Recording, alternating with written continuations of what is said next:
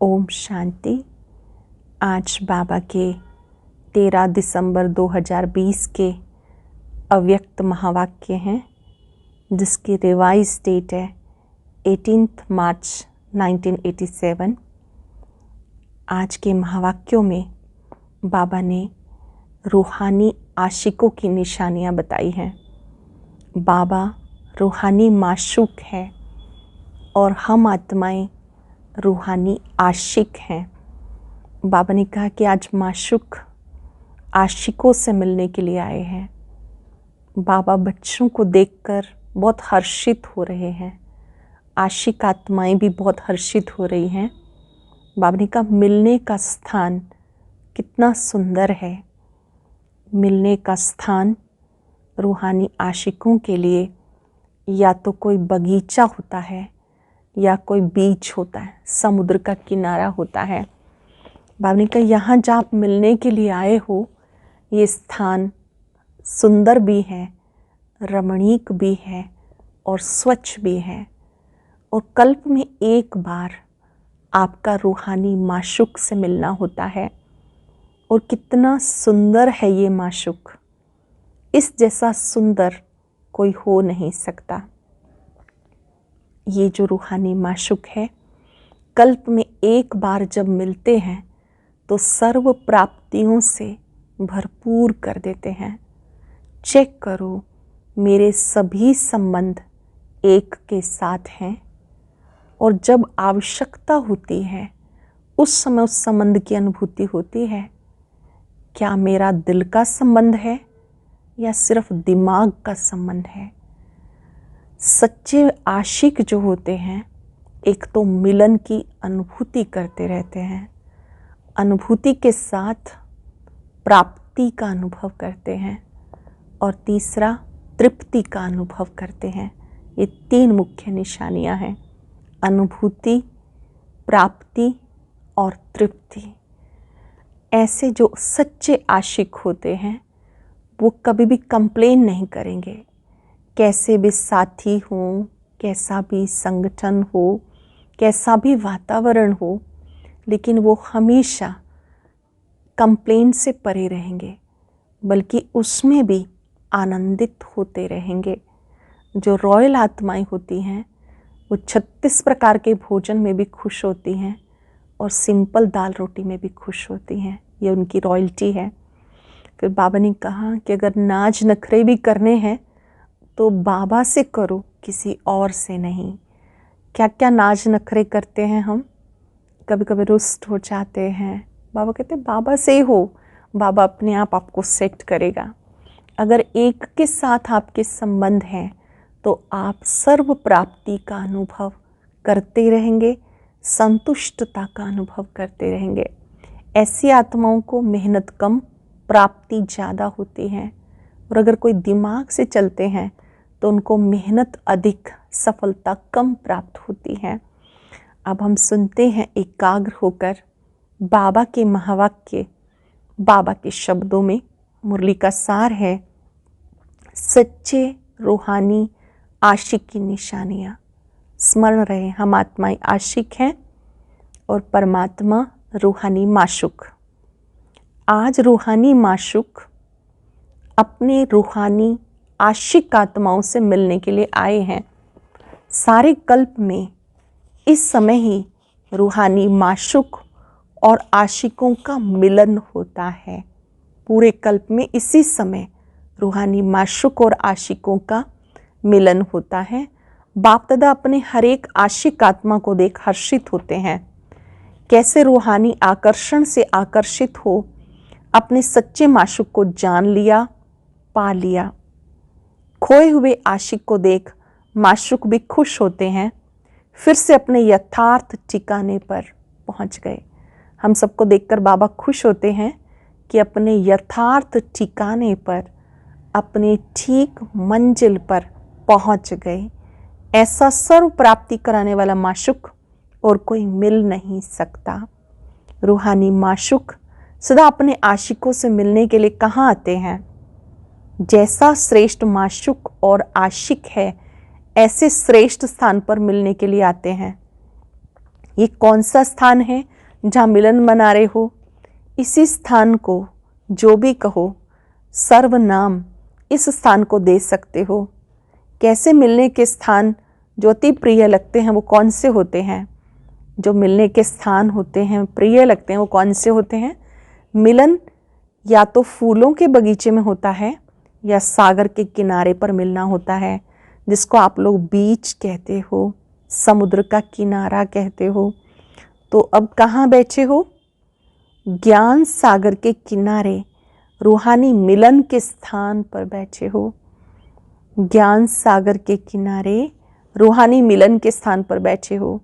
रूहानी व गाडली गार्डन, अल्लाह का बगीचा। और तो अनेक प्रकार के बगीचे देखे, ऐसा बगीचा जहाँ हर एक दो से ज़्यादा खिले हुए फूल हैं, एक एक श्रेष्ठ सुंदरता से अपनी खुशबू दे रहे हैं। बाबा बच्चों को फूलों के रूप में देख रहे हैं, सब आशिकों को, कि सब के मन में उमंग है, सब खिले हुए पुष्प हैं। इसी बीच पर बाप दादा व माशुक मिलने आते हैं। वो अनेक बीच देखी, ऐसी बीच कभी देखी जहाँ ज्ञान सागर के स्नेह की लहरें, शक्ति की लहरें, भिन्न भिन्न लहरें सदा के लिए रिफ्रेश कर देती हैं। ऐसा बीच कभी देखा जहाँ स्नेह की लहरें, शक्ति की लहरें और भिन्न भिन्न लहरें, खुशी की, आनंद की, प्रेम की, और रिफ्रेश कर दें। ये स्थान पसंद है ना? स्वच्छता भी है, रमणीकता भी है, सुंदरता भी है, इतनी प्राप्तियां हैं। ऐसा मनोरंजन का विशेष स्थान आप आशिकों के लिए माशुक ने बनाया है, जहां आने से मोहब्बत की लकीर के अंदर पहुंचते ही अनेक प्रकार की मेहनत से छूट जाते हैं। इतना अच्छा ये स्थान बनाया है जहाँ ते अनेक प्रकार की मेहनत से छूट जाते हैं। सबसे बड़ी मेहनत नेचुरल याद की, वो सहज अनुभव करते हो। और कौन सी मेहनत से छूट जाते हो? लौकिक जॉब से भी छूट जाते हो, भोजन बनाने से भी छूट जाते हो। सब बना बनाया मिलता है। जब मधुबन में आते हैं, मिलते हैं, तो बहुत सारे कार्यों से हमें छुट्टी मिल जाती है। भोजन बना बनाया मिलता है और लौकिक जॉब पे भी जाना नहीं होता है। सब बना बनाया मिल जाता है। याद भी स्वतः अनुभव होती है। ज्ञान रत्नों की झोली भी भरती रहती है। ऐसे स्थान पर जहाँ मेहनत से छूट जाते हो, मोहब्बत में लीन हो जाते हो। मेहनत से छूट जाते हैं, मोहब्बत में लीन हो जाते हैं। वैसे भी स्नेह की निशानी विशेष यही गाई जाती है, दो दो ना रहें, दो मिलकर एक हो जाएं। इसको ही समा जाना कहते हैं। भक्तों ने इसी स्नेह की स्थिति को समा जाना व लीन होना कह दिया। वो लोग लीन होने का अर्थ नहीं समझते। लव में लीन होना ये स्थिति है, लेकिन स्थिति के बदले उन्होंने आत्मा के अस्तित्व को सदा के लिए समाप्त करना समझ लिया। समा जाना अर्थात समान बन जाना। जब बाप के व रूहानी माशुक के मिलन में मगन हो जाते हो, तो बाप समान बनने, समा जाने, समान बनने का अनुभव करते हो।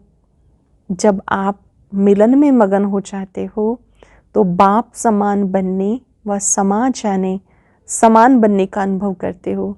इसी स्थिति को भक्तों ने समा जाना कहा। लीन भी होते हो, समा भी जाते हो।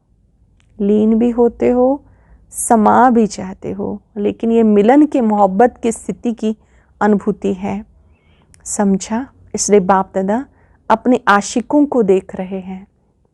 सच्चे आशिक की मुख्य निशानियाँ।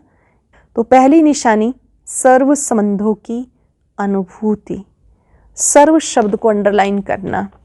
सिर्फ संबंध नहीं, सिर्फ संबंध नहीं, सर्व संबंधों की अनुभूति। कई ऐसे नटखट आशिक भी हैं, समझते हैं संबंध तो जुट गया, लेकिन सर्व संबंध जुटे हैं। दूसरी बात, समय पर संबंध की अनुभूति होती है, नॉलेज के आधार पर संबंध है व दिल की अनुभूति से संबंध है। बाप दादा सच्ची दिल पर राजी है, सिर्फ तीव्र दिमाग वालों पर राजी नहीं, लेकिन दिलाराम दिल पर राजी हैं। इसलिए दिल का अनुभव दिल जाने, दिलाराम जाने। समाने का स्थान दिल कहा जाता है, दिमाग नहीं। समाने का स्थान दिल कहा जाता है, दिमाग नहीं।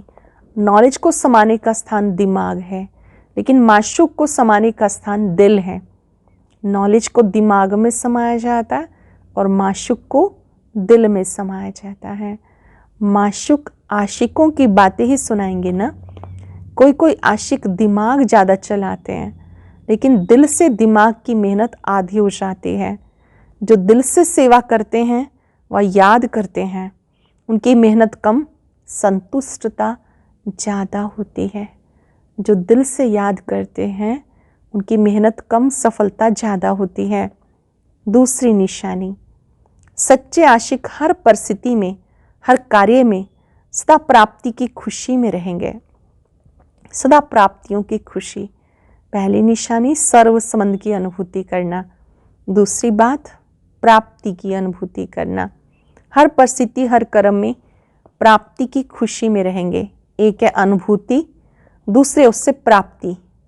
कई अनुभूति भी करते हैं कि हाँ मेरा बाप भी है, साजन भी है, बच्चा भी है, लेकिन प्राप्ति जितनी चाहते हैं उतनी नहीं होती है। बाप है लेकिन वर्षे के प्राप्ति की खुशी नहीं रहती। अनुभूति के साथ सर्व संबंध द्वारा प्राप्ति का भी अनुभव हो। जैसे बाप के संबंध द्वारा सदा वर्षे के प्राप्ति की महसूसता हो, भरपूरता हो। सतगुरु द्वारा सदा वरदानों से संपन्न स्थिति का व सदा संपन्न स्वरूप का अनुभव हो, तो प्राप्ति का अनुभव भी आवश्यक है। वो है संबंधों का अनुभव, ये है प्राप्तियों का अनुभव। पहला है संबंधों का अनुभव, दूसरा है प्राप्तियों का अनुभव। कईयों को सर्व प्राप्तियों का अनुभव नहीं होता। मास्टर सर्वशक्तिवान है, लेकिन समय पर शक्तियों की प्राप्ति नहीं होती है। प्राप्ति की अनुभूति नहीं होती तो प्राप्ति में कमी है, तो अनुभूति के साथ प्राप्ति भी बने। ये है सच्चे आशिक की निशानी। तीसरी निशानी, जिस आशिक को अनुभूति है, प्राप्ति है, वो सदा तृप्त रहेंगे। किसी भी बात में अप्राप्त आत्मा नहीं लगेगी। तो तृप्ति ये आशिक की विशेषता है। जहाँ प्राप्ति है वहाँ तृप्ति ज़रूर है।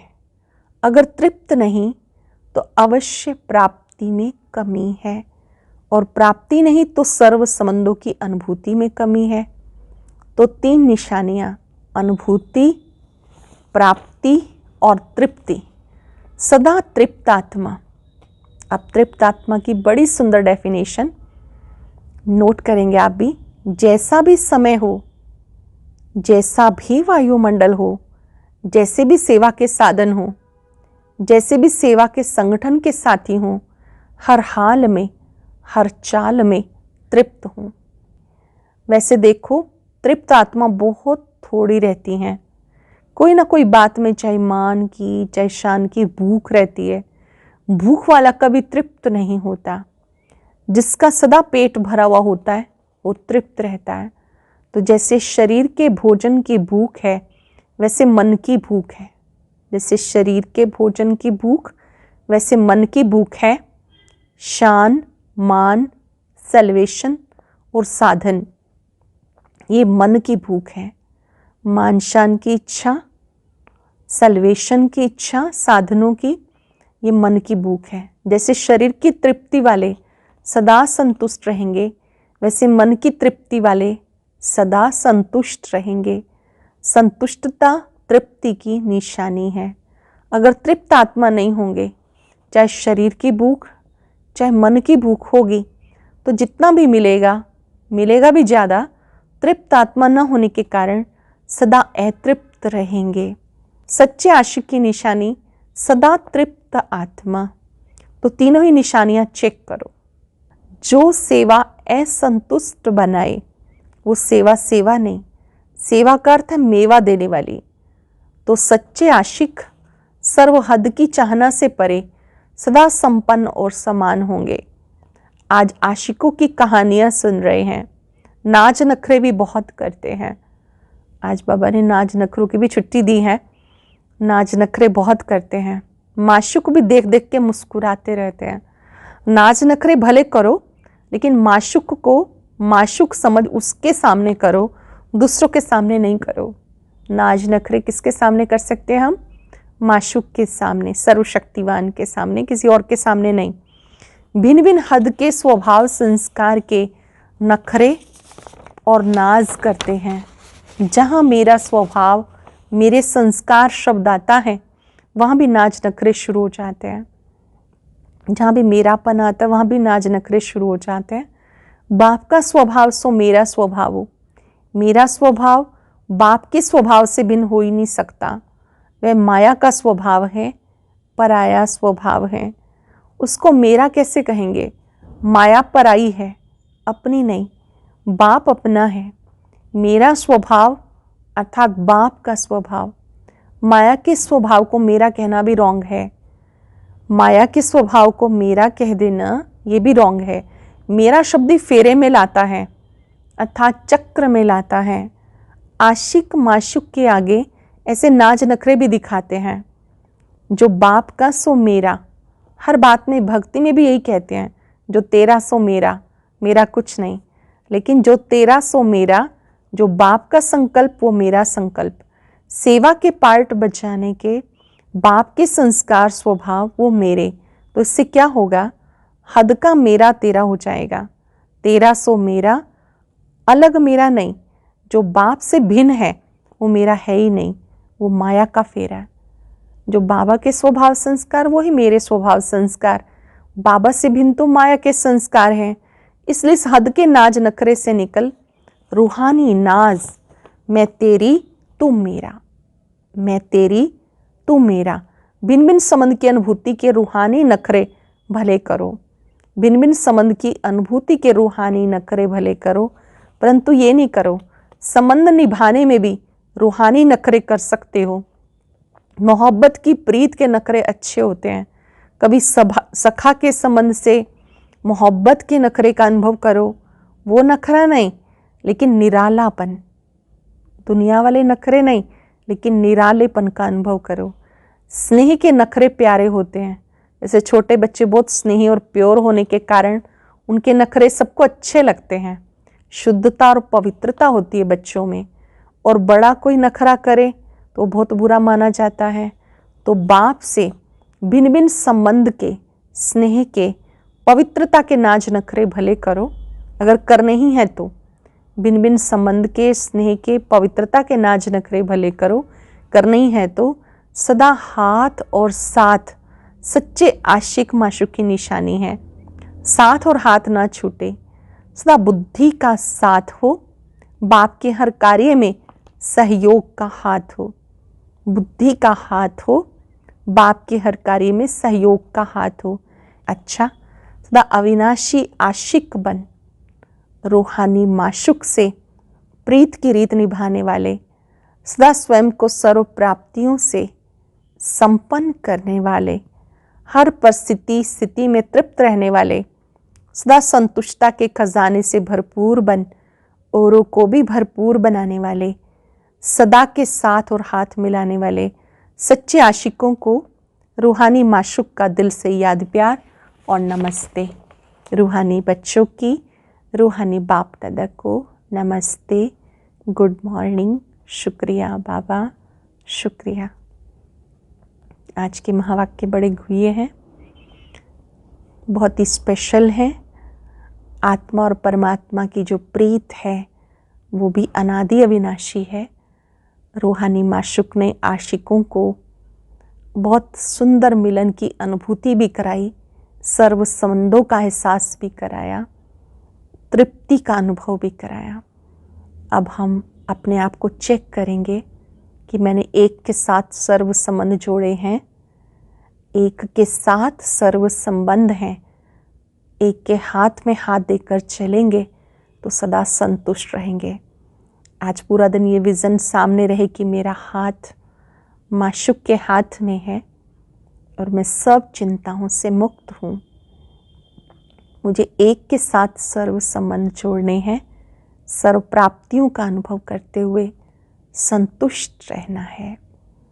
आज का वरदान, सदा श्रेष्ठ और नए प्रकार की सेवा द्वारा वृद्धि करने वाले सहज सेवाधारी भव। सदा श्रेष्ठ और नए प्रकार की सेवा द्वारा वृद्धि करने वाले सहज सेवाधारी भव। संकल्पों द्वारा ईश्वरीय सेवा करना ये भी सेवा का श्रेष्ठ और नया तरीका है। जैसे जवाहरी रोज सुबह अपने हर रत्न को चेक करता है, साफ करता है, चमक ठीक है, ठीक जगह पर रखे हैं। ऐसे रोज अमृत वेले अपने संपर्क में आने वाली आत्माओं पर संकल्प द्वारा नजर दौड़ाओ। जितना आप उनको संकल्पों में याद करेंगे उतना वो संकल्प उनके पास पहुंचेंगे। इस प्रकार सेवा का नया तरीका अपनाओ, वृद्धि करते चलो। आपके सहज योग की सूक्ष्म शक्ति आत्माओं को आपकी तरफ आकर्षित करेगी। ये सहज योग है संकल्प शक्ति से उनको मदद करना। ये स्वतः ही आत्माओं को आपकी तरफ खींचेगी। स्लोगन है, बहानेबाजी को मर्ज करो, बेहद की वैराग वृत्ति को इमर्ज करो। बहानेबाजी को मर्ज करो और बेहद की वैराग वृत्ति को इमर्ज करो। ओम शांति। आज की अव्यक्त मुरली जरूर सुने। उसके लिए ऊपर दिए गए बॉक्स को टच करें।